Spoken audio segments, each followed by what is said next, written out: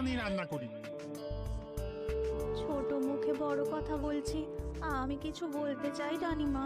এই তুই আবার পাকামো করতে এসছিস কেন রে? তোকে কি রানীমা ডেকেছেন নাকি? আহ, কি বলতে চাইছে শুনেই দেখি না, বল।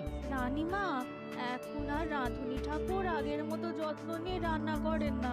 রান্নাঘরে পড়ে পড়ে ঘুমোয় আর তাড়াহুড়ো করে কোনো রকমে রান্না করে দেন। একদম বাজে কথা বলবি না। বাজে কথা না রানীমা, শিল নোড়ায় বাটতে ওনার কষ্ট হবে বলে আজকাল রাঁধুনি ঠাকুর শুধু জিরে ফোড়ন দিয়ে রান্না করেন। এত বেতন দিয়ে তোমাকে রাখা হয় কি এই ফাঁকিবাজির জন্য? কি এবারে ভুল হয়ে গেছে। এর যদি এই ভুল করার ইচ্ছে হয় তাহলে তল্পি তল্পা গুটিয়ে বাড়ি গিয়ে ভুল করো, মনে থাকবে? মনে থাকবে মহারাজ। কি হচ্ছে বলো তো রানী? সকালে বাগানে পায়চারি করছিলাম, দেখি মালি একটা গাছেও জল দেয়নি। এই গরমে জল না পেলে যে গাছপালাগুলো মরে যাবে। সবাইকে এবার মনে হচ্ছে বলে বলে কাজ করাতে হবে।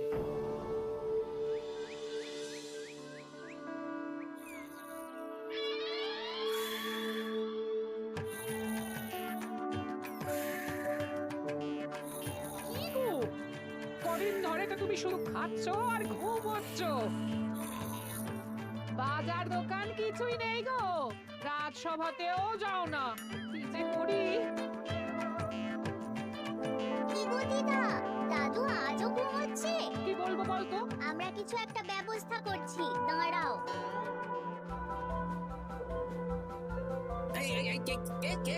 ওঠো দাদু, আর কত ঘুমে? উড়ে নি একটা সীমা থাকে। ওঠো বলছি, ওঠো, ওঠো না। আমি বুঝতে পারছি বাড়ির কাজ, বাজার, দোকান এসব না করার জন্য তুমি পড়ে পড়ে ঘুমোচ্ছ। দাদু কাছে ফাঁকি দিচ্ছে দিদা। দে পুটি, আর সরসরি দে, দে।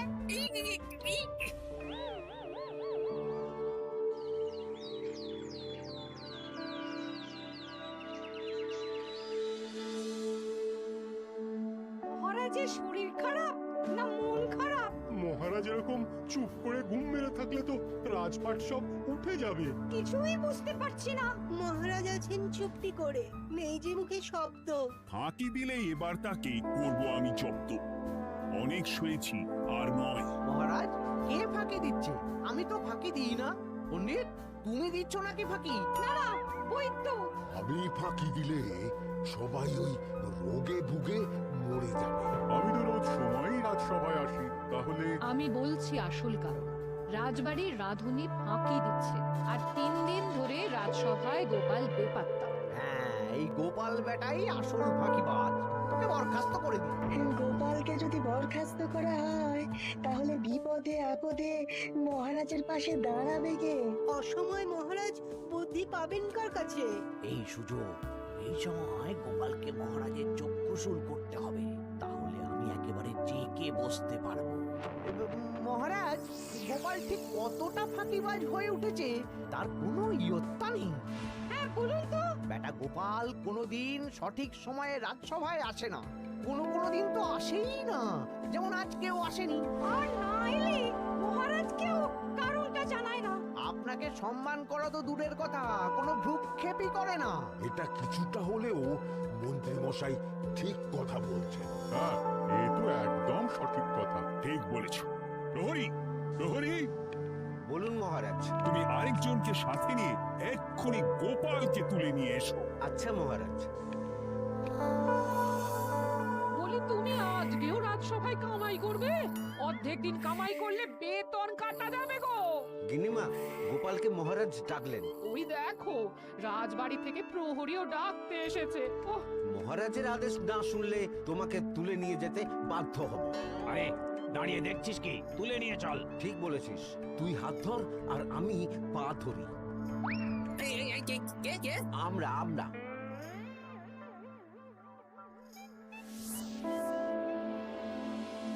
এসব কি গোপাল? তুমি বাড়িতে আছো, ঘুমোচ্ছ, অথচ রাজসভায় আসছো না, কি ব্যাপার? আগে মহারাজ, মস্তিষ্ককে বিশ্রাম দিয়ে বুদ্ধি বাড়াচ্ছিলাম। অনেক ব্যবহার হয়েছে তো, তাই একটু বিশ্রাম দরকার আর কি। আমার পুরো রাজসভাটাই ফাঁকিবাজ। আমি সবাইকেই বিদায় করব, আর গোপালকেও। এই সেরেছে, আমি ফাঁকিবাজ নই মহারাজ। আমি খোঁজ নিয়ে দেখেছি, সবাই কম বেশি গায়ে হাওয়া লাগিয়ে ঘুরছে। মহারাজ, আমি তো নদীর পাড়ে তলায় বসে শীতল হাওয়া গায়ে লাগাই, তবেই তো ঢেউয়ের মতো আমার ছন্দ আসে। কেউ ফাঁকিবাজ না মহারাজ, আসল ফাঁকিবাজ গোপাল। মহারাজ, আমি যদি দরকারে আপনাকে বুদ্ধি দিয়ে ফাঁকা সময়ে বিশ্রাম দিয়ে ফাঁকিবাজ হই, তাহলে মন্ত্রী মহা ফাঁকিবাজ। কারণ মন্ত্রীর কাজ রাজাকে বুদ্ধি দেওয়া, তা তিনি করেন না বলেই আমাকে দরকার পড়ে। আমি তো ভাঁড়, আমি শুধু হাসাবো, এটাই আমার কাজ। তাতে কি, সেনাপতিও তো সেনাপ্রধান, ও কি যুদ্ধ করে? রাজ্যে শান্তি শৃঙ্খলা বজায় আছে, তাহলে যুদ্ধ করে হবেটা কি? হ্যাঁ, অকারণে পায়ে পা দিয়ে যুদ্ধ বাঁধাবো নাকি? হ্যাঁ, যত সব। যখন তখন বিপদ আসতে পারে, তাই যুদ্ধের জন্য সব সময় সামরিক শক্তিকে প্রস্তুত থাকা দরকার। হ্যাঁ, এটা গোপাল ঠিক বলেছে। সেনাপতিকে তো কোনোদিন সেসব নিয়ে মহড়াও করতে দেখি না। তাহলে দাঁড়ালো তিনজন ফাঁকিবাজ। মূল অভিযুক্ত গোপাল দিন রাত কামাই করে, মন্ত্রী মহারাজকে বুদ্ধি দেয় না, আর সেনাপতি যুদ্ধের প্রস্তুতি নেয় না। এই তিনজনকে আমি বিদায় করব। এই সেরেছে, এ তো দেখছি বিনা মেঘে বজ্রপাত। না, তবে তোমরা যে ফাঁকিবাজ নও সেটা প্রমাণ করার জন্য 12 ঘন্টা সময় দেব। আমাদের কি করতে হবে? তোমাদের তিনজনকে 3টে খালি বস্তা দেব। প্রত্যেকে ওই খালি বস্তা নিয়ে জঙ্গলে যাবে, আর এই 12 ঘন্টার মধ্যে জঙ্গল থেকে বস্তা ভরে আনবে। একটা বস্তা ভরার জন্য 12 ঘন্টা সময়? এ তো খুবই সহজ কাজ। সহজ কঠিন জানি না, যে ফাঁকি দিয়ে ফাঁকা বস্তা জমা দেবে বা কিছুটা ভর্তি কিছুটা খালি আনবে, সে সাজা পাবে। আচ্ছা মহারাজ, আমি বস্তায় কি নিয়ে আসবো সেটা কি আপনি দেখবেন? তা দেখবো না, কিন্তু বস্তা ভরে আনতে হবে। আর যা বস্তায় ভরে আনবে তাই নিয়ে সবাই বাড়ি ফিরে যেতে পারবে। তার মানে বস্তাতে যা থাকবে সব বস্তার মালিকই পাবে। একদম তাই। বুঝে গেছি, ভিতরে কোনো গভীর পরিকল্পনা আছে। প্রহরী, প্রহরী, তুমি এই তিনজনকে 3টে বস্তা দিয়ে দাও। যথা আজ্ঞা মহারাজ। আর বাকি সভাসদেরা আজকে রাজসভাতেই থাকুক। ওরা 3জন আসবে, ওদের বিচার হবে, তারপর ফিরবে। আমাদের খাওয়া দাওয়া তাহলে রাজবাড়ির তরফ থেকেই দেয়া হবে মহারাজ? হ্যাঁ, জঙ্গলে তো যাচ্ছি, কি নেব? গোপাল, আমি বলি কি, তুমি বরং আমার বস্তায় ঢুকে যাও, আমি তোমাকেই নিয়ে ফিরে যাই, লেটা চুকে যাবে। আপনি যদি একা আমাকে বস্তায় ভরে নিয়ে যেতে পারেন তো চলুন। একা? এই ছেড়েছে। দাঁড়ান, আমি আপনার কাঁধে চড়ে দেখি আপনি আমাকে বইতে পারবেন কি পারবেন না। না না, মুখ ফসকে বলে ফেলেছি, মাথা খারাপ নাকি? তাহলে নিজের মতন থাকুন।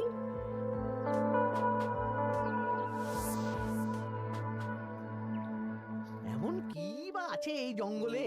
আমার কাজে লাগার মতন তো কিছুই দেখতে পাচ্ছি না। ওই তো ওই দিকটা একটু ছায়া আছে বেশ, ওই গাছের নিচে গিয়ে বিশ্রাম নিই। সেনাপতি, অত চিন্তা ভাবনা করার কিছুই নেই। মহারাজ তো আর দেখবেন না আমরা বস্তায় কি ভরে নিয়ে যাব। 12 ঘন্টা অনেক সময়। এখন বিশ্রাম নাও। আপনার ইঁদুরের পেট, আপনি বিশ্রাম নিন। দেখি জঙ্গলে থেকে কিছু ফল পেড়ে আগে খাই, তারপর না হয় ওই বস্তাটা ওই ফলমূলের খোসা আর মাটিতে পড়ে থাকা পাতা দিয়ে ভরিয়ে মহারাজের কাছে নিয়ে যাব। হ্যাঁ, বস্তা যখন বাড়ি নিয়েই যেতে পারবো, তাহলে বনের সব থেকে ভালো ভালো ফলগুলো আগে ভরে নিই। গিন্নিকে এবার বলবো, বাজার আনি না তো কি হয়েছে, দেখো কত ফল এনেছি। যাই, এর থেকে কিছু মহারাজকে ভেট দেব, মহারাজ বেশ খুশি হবেন।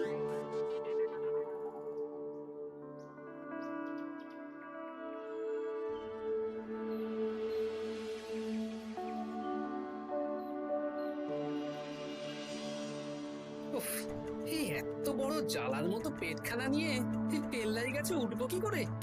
দূর দূর, আশেপাশে ঢিল পাথরও দেখতে পাচ্ছি না। এই বুড়ো বয়সে হাড়গোড় ভাঙলে সে এক খারাপ ব্যাপার হবে। আরে, দূরে ওদিক থেকে আওয়াজ পাওয়া যাচ্ছে, তার মানে এই বনে কেউ এসেছে। ভাই মদন, এই গাছটা ঝড়ে ভেঙে অনেক দিন পড়েছিল, এটা তো নেই। তুই ওদিকে দেখ, কত মোটা একটা সেগুন গাছ রে। ওই গাছটা নিয়ে গেলে আমরা 1 বছর বসে খেতে পারবো। তাহলে আর দেরি কেন, হাত লাগা। আরে আরে আরে, করুক করো কি এগুলো সব আমাদের মহারাজ কৃষ্ণচন্দ্রের পছন্দের গাছ। ভুলেও এই গাছ কেটে নিয়ে যাওয়ার ভাবনা চিন্তা করো না। আর ওই সেগুন গাছটা তো মহারাজের সবচেয়ে প্রিয়। আরে মহারাজ কি করে জানবে শুনি? এই বনে তো তিনি ভুল করেও আসেন না। এই যে আমি আসি, আমি মহারাজের দূত। তোমরা যদি ভুল করে ওই সেগুন গাছে হাত দাও তাহলে কিন্তু তোমাদের গর্দান যাবে। এই সেরেছে, কিন্তু আমরা তো কাঠুরিয়া, কাঠ ছাড়া পেট চালাবো কি করে? সে তোমাদের ব্যবস্থা তোমরা করো, অন্য অনেক কাজ আছে। এই সামনের গাছটা মরে পড়ে আছে, এটার কাঠ আমরা নিয়ে যেতে পারবো তো? তা পারবে, এতে অত চিন্তার ব্যাপার নেই। গোপাল আছে যখন, তখন এই রাজ্যের কেউ মুশকিলে থাকবেই না। শুধু তোমাদের একটা কাজ করতে হবে। কি কাজ? এই নাও বস্তা। আমার জন্য এই জঙ্গল থেকে টাটকা বিভিন্ন ফল পেড়ে এই বস্তা ভরে দাও। তাহলে মহারাজকে আর তোমাদের কথা বলবো না, বুঝলে? আর তোমাদের যাতে রাজবাড়িতে কোনো কাজ হয় সেই নিয়ে মহারাজের কাছে সুপারিশও করো, কেমন? বেশ বেশ, তুমি তাহলে এখন এখানে বিশ্রাম করো, আমরা তোমার বস্তা ভরে ফল নিয়ে আসছি। ঠিক আছে, আমি তোমাদের কুঠার পাহারা দিচ্ছি। তোমরা ভালো তরতাজা ফল বস্তায় ভরে নিয়ে এসো।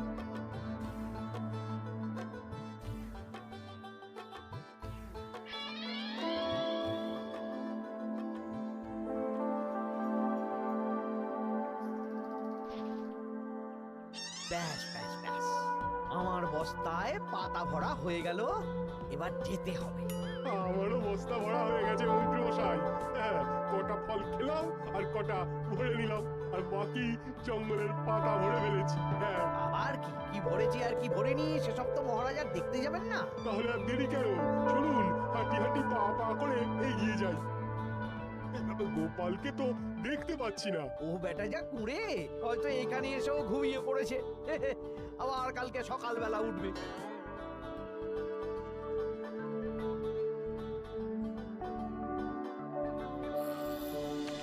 এই যে ভাই, এই যে হ্যাঁ, কে কে?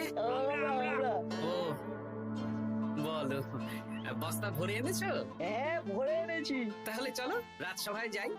তোমাদের একেবারে মহারাজের সাথে পরিচয়ও করিয়ে দেবো, কাজের ব্যাপারও বলবো। চলুন। চলো চলো চলো।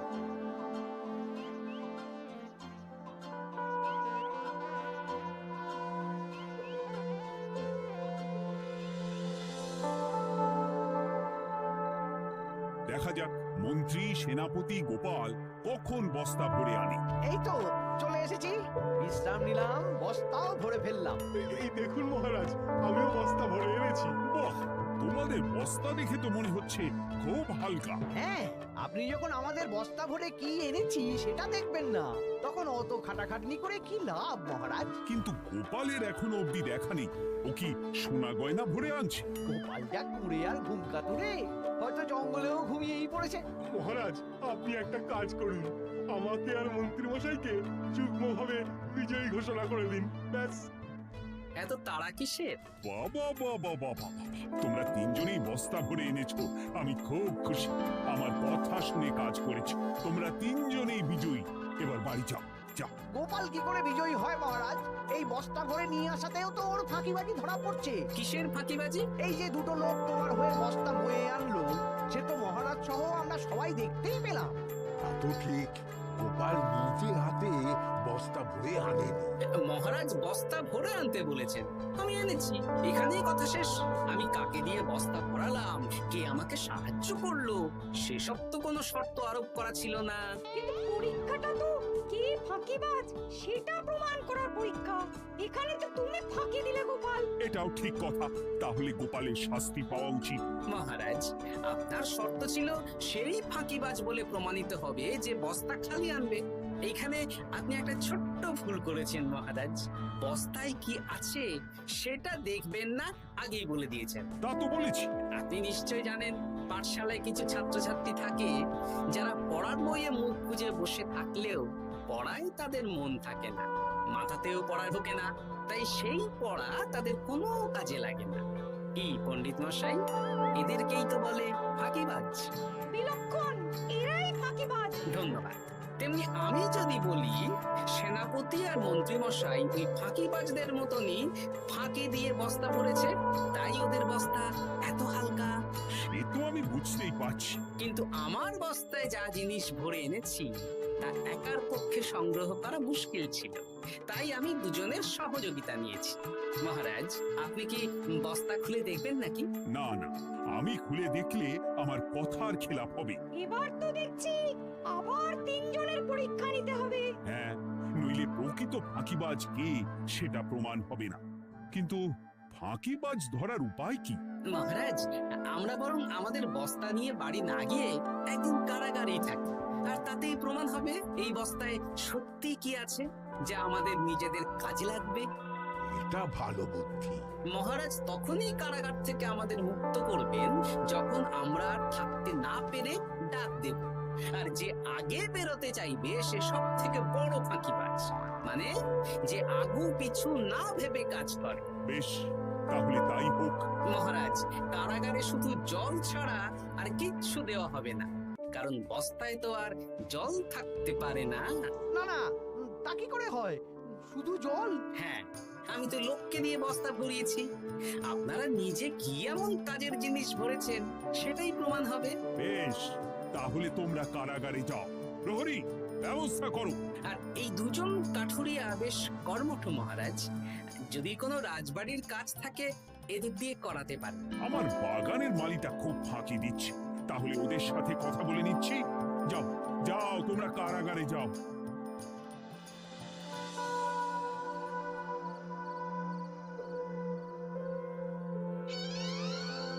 ওরে, কি খিদে খিদে পাচ্ছে রে। দেখি বস্তায় কি আছে দেখি।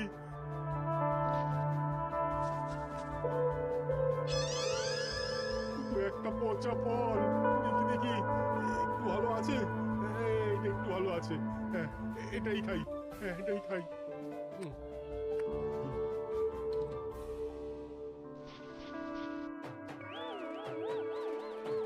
আমি তো শুধু পাতা ভরেছি।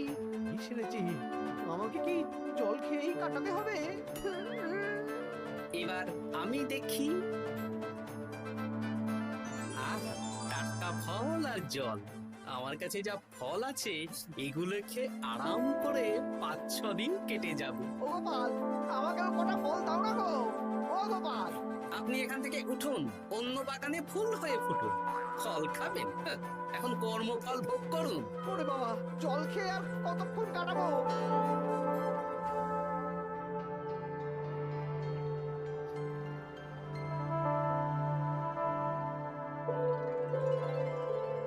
উফ, পেটটা চুই চুই করছে।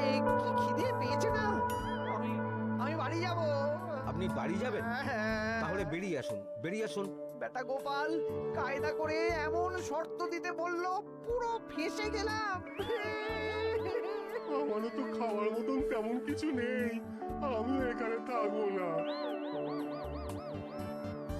আমি এখানেই আছি।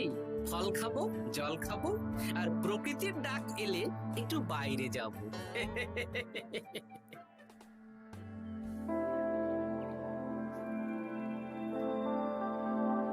দেখি, তোমরা কারাগারে এক রাতের বেশি তো থাকতেই পারলে না। কি আর করব বলুন মহারাজ, আমরা তো আর গোপালের মতন বস্তা ভরে টাটকা ফল নিয়ে আসিনি।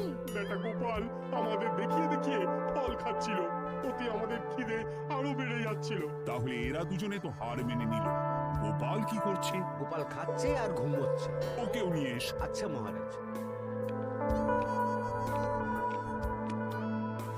একই মহারাজ, আমার তো এখনো বাইরে আসার ইচ্ছে হয়নি। কি আর করা যাবে, ওরা হার মেনে নিয়েছে, তার মানে তুমি জয়ী হয়ে গেলে গোপাল। আমার বস্তায় ভরে অনেক ফল এনেছিলাম, এখনো অনেক আছে। আপনি তাহলে বাকি ফলগুলো নিয়ে নিন। তাহলে তো এটাই প্রমাণ হলো গোপাল কাজের সময় ফাঁকিবাজি দেয় না, শুধু বুদ্ধি বাড়ানোর জন্য একটু বেশি ঘুমোয়। এই নাও গোপাল, তোমার উপহার। মহারাজ, আমি সময়ের কাজ সময়ে করি আর বাকি সময় একটু ঘুমাই। আমার এখন ঘুম দরকার মহারাজ, কাল থেকে অনেক ধকল গেল যে। বেশ, তোমাকে ঘুমানোর জন্য 1 সপ্তাহ ছুটি দেওয়া হলো। ধন্যবাদ মহারাজ। কি সেনাপতি আর মন্ত্রী মশাই, এবার বুঝলেন তো ফাঁকি দিলেই ফাঁকে পড়তে হয়, তাই কাজ করলে ভেবে চিন্তে করুন। চলি। খুব ঘুম পাচ্ছে।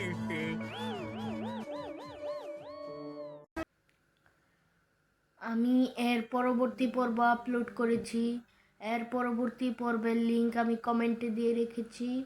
আপনারা কমেন্টে গিয়ে লিংকে চাপ দিবেন, তাহলেই নাটকের কাছে পৌঁছে যাবেন।